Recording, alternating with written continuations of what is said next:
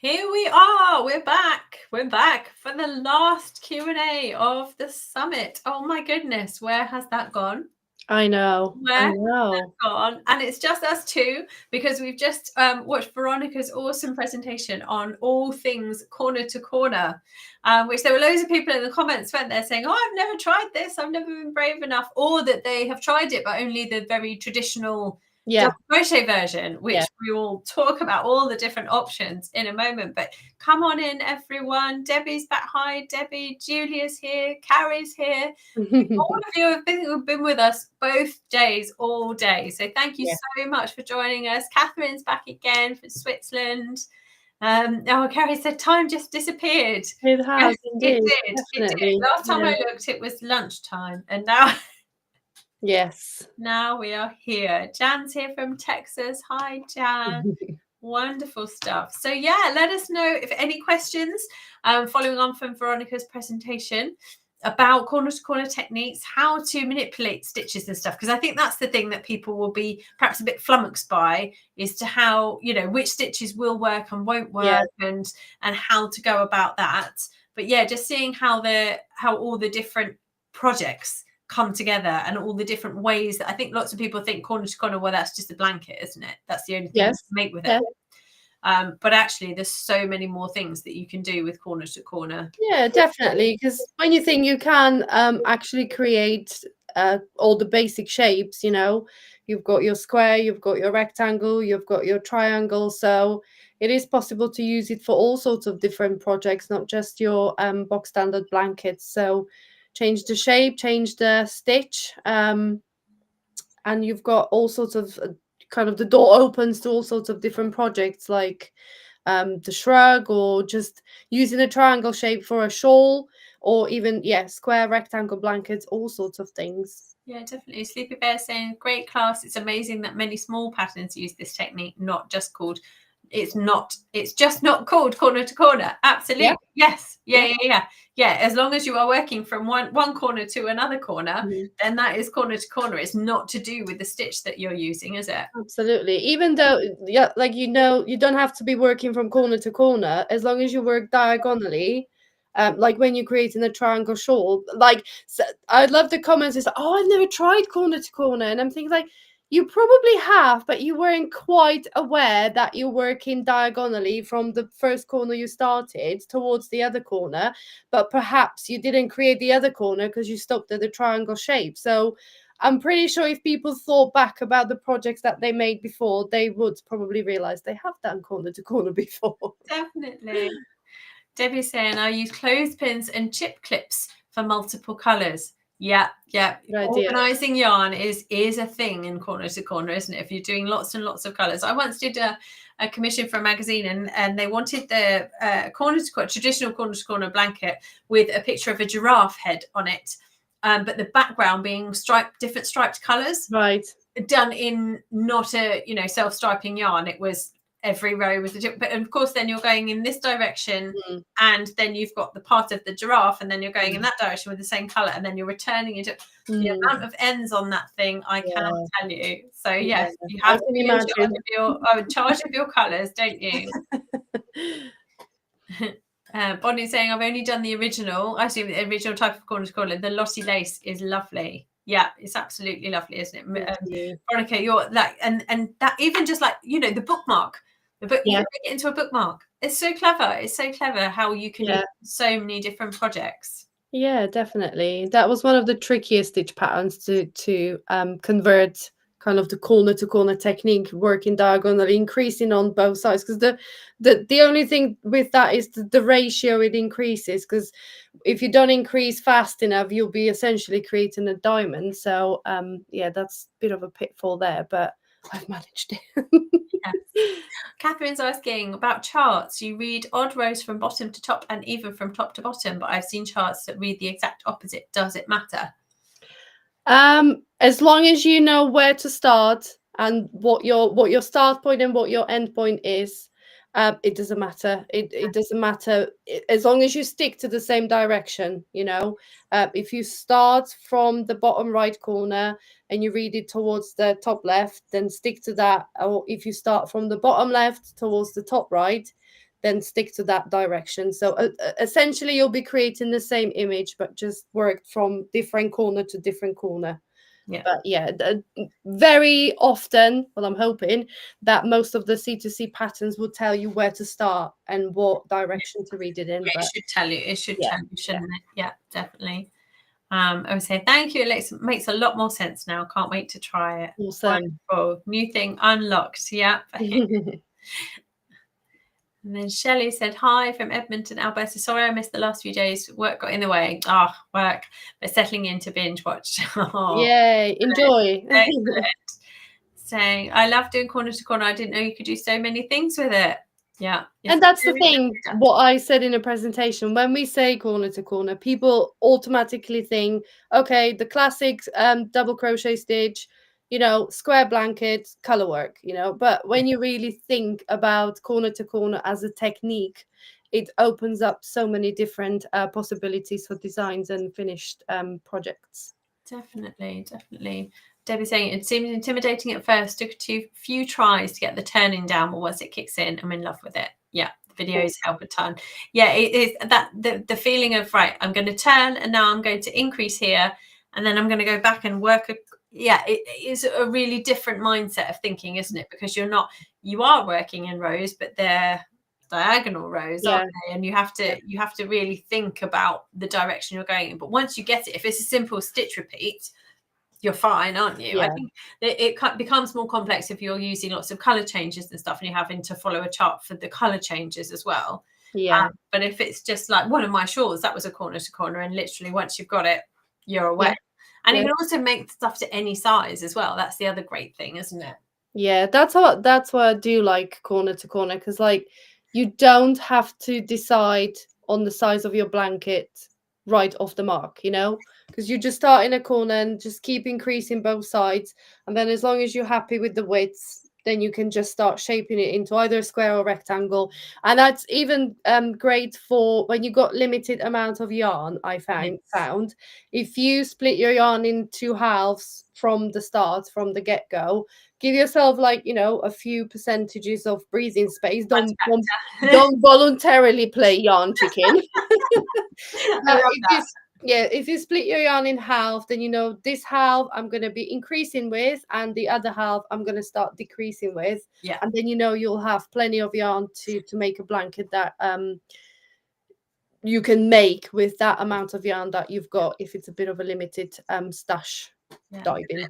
That's what I did with my shawl. I knew I only wanted it to be a triangle, so I was like, I'm just going to keep going until I know I can complete that final row with enough yarn to then squeeze my ends in, and it just became as big as it did. Because like with a short, like we were saying, like projects like that, you want it to use one skein, don't you? You want it to only use, you don't want to just break into the next one and not use the rest, do you? Yeah, definitely.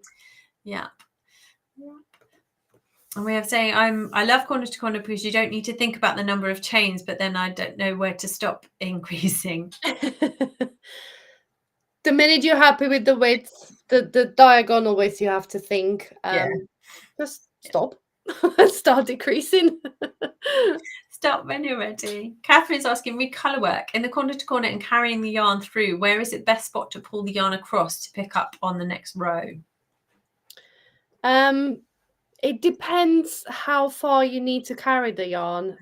If it's a really short color change, like if we're talking about the classic C2C, if you need to carry it over like a couple of blocks, 2-3 blocks, I would still work over it so it doesn't show on the back. But the trick with that is give yourself enough yarn. Don't pull it too tight when you're working over it. For the long color changes, I would just cut yarn and rejoin. That's probably your best bet. I know it creates ends, but sometimes it's worth it though, isn't it? Sometimes there is no other option. And actually, it depends on the project you're making, doesn't it, as to whether you're happy for the backside to look a bit messier. I think, if it's a blanket, if it's a baby blanket, something like that, it needs to not have long yarn floats and stuff, doesn't it? Yeah, and it depends on the colors as well, don't it? Some colors you can disguise pretty well. Some colors you can just see them a mile. So it depends on what how professional you want your project to look and how much you want to disguise the color changes. But I would always have a go at having that, you know, have a go first, and then if you're not happy with the result, then you're going to have to break the yarn. Oh yeah, I would literally go to any lengths to get rid of yarn ends, but yeah, sometimes you just have to bite the bullet.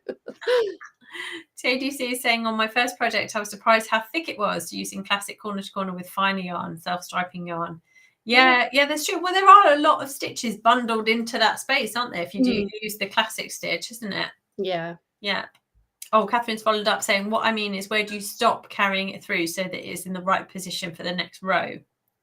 Oh, okay. Well, that will entirely depend on your chart you're following. You could actually look a row ahead and perhaps carry that yarn unused within the current row to the point where you will need it on the next diagonal row. That's what I do. So that could be sort of a bit of a forward thinking, forward planning, to know, like, okay, I need to finish on, say, block 30, but when I'm to go diagonally up, but then when I'm coming down, I need to pick up this color on block 35. So you could obviously follow the chart, but then carry your yarn up to block 35, so you can then pick it up when you're coming down from the other corner, and it'll be there ready for you to pick up. So if you are good at kind of carrying your yarn at the back, well, it's not really back, is it? If you're good at disguising the yarn and hiding it amongst your stitches, then carry it up to the point where you will need it on the next diagonal row. Yeah, it's just trial and error as well, isn't it? It's figuring out what works for you. Yeah, definitely. Oh, and Kimberly's been so lovely there. Thank you, Kimberly. You guys have done an amazing job on this project. Thank you so much for everyone, all the awesome inspiration and information. Awesome. Our pleasure. Thank you all for coming and joining us and being here and asking the questions and all that kind of stuff. That's what it is. Debbie's saying, I tried carrying black behind white, but the black definitely stands out. So frogging I went. Yeah, like you say, if there's a big contrast between them, it's so hard to disguise, isn't it? Yeah, definitely. Yeah, some colors just don't get on. And I find as well, some depending on what kind of drape you've got to it, how much space you've got in your stitches, what kind of yarn fiber you're using. Some yarns are just easier to hide ends and tails in than others as well. So it's kind of like there's not a one size fits all answer for that, is there really? I find acrylic, because it's a bit grippy, so when you work over that yarn, it kind of grips it and it stays where it is. But when it comes to like cottons or mercerized cottons, they really just slip anywhere, don't they? So so they're going to move so much too. Oh, lots of people are off and Moscow, our sleepy bear. Thank you so much for joining us. Thanks, more than words to say. Your generosity and effort are greatly appreciated. Awesome. Our pleasure. And then David has said a big thanks to Hannah and Veronika and all the designers. Yes, we couldn't have done. We have to say thank you, obviously, to all of our amazing speakers that have joined us to bring all of this. Say, I've enjoyed these last 2 days. And I look forward to future summits. Oh, that's wonderful to know, David. Thank you so much. Awesome. Yeah, I can't believe that's it. I know. Oh, golly gosh. Yeah, thanks. Hopefully we'll be able to enjoy another one next year. Awesome. We'll recover from this one first before we start thinking. Our brains need a bit of a break before we can think of the next one. And let our voices recover and think. Yeah, definitely. So don't forget to go into the Summit platforms, especially the free platform, because that one's going to be disappearing really soon. But if you sign up for the VIP, you've got a bit more breathing space, a bit more time to grab your freebie from me. So it's the Hot Bunny blanket, which uses the corner-to-corner block stitch. So not the classic C2C, but the 2-row block stitch repeat, where you create the 3 chain loops and then work the block stitches into those 3 chain loops. So I have managed to twist my brains and work out how to work that stitching corner to corner technique. So don't forget to download your freebie by signing up to the email list, and I'll send it over to you. Amazing. Yes, absolutely. That needs to be done now. If you haven't downloaded your freebies, go do that now, because tomorrow it will all that information will disappear. Yeah, it will all be gone. Definitely. So unless you're obviously in the VIP, where that will stay for you. So forever. Yeah. yeah. And if you are on the fence about upgrading, then you have got a few hours, 9 hours. Is it 9 hours till midnight? Yes. Before I don't know, I can't work it out. I think so. Yes. 9-ish hours, let's say. Before the price of the VIP ticket goes up. So it will be available for the next couple of days, but the price goes up at midnight tonight in Eastern time. Let's specify that one.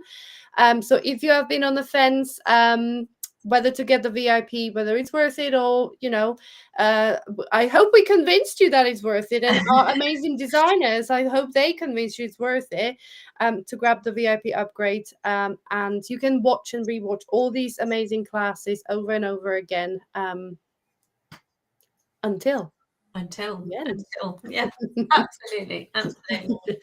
Wow, there we go. Thank you so much, everyone. If you have any follow-on questions from any of this, Veronika and I are always at the end of an email, so contact us if you have any questions, and we'd be very happy to help, and we will be back at some point soon.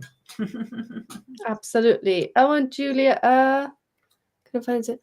I'm pretty sure it's in the VIP, isn't it? It's the presentation. I'm sure it is. We'll check. I'll double check. I'm pretty sure I put it in. I'm pretty sure I put it in, but I'll double check. And yes, of course it will be. It's part of the summit. It's part of the VIP ticket. So definitely it's going to be available in there. But we're going to sign off, and we're going to check straight away. Maybe I missed it. Did I miss my own presentation? Oh, lovely. Brilliant. I hope everyone has a wonderful rest of their day. And we'll see you again with something else soon, I think. I think so. Yes. It's we'll definitely think of something, won't we? We absolutely will. We will. Lovely. Thank you again, everyone.